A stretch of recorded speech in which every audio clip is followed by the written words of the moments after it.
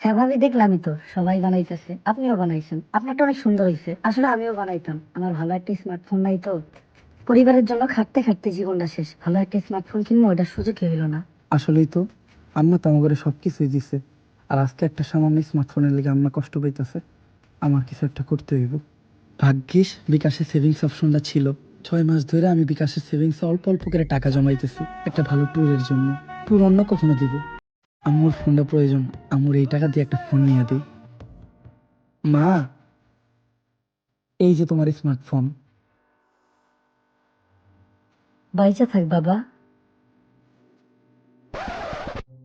কিন্তু আম্মা মোবাইলটা দিয়ে করবোটা কি?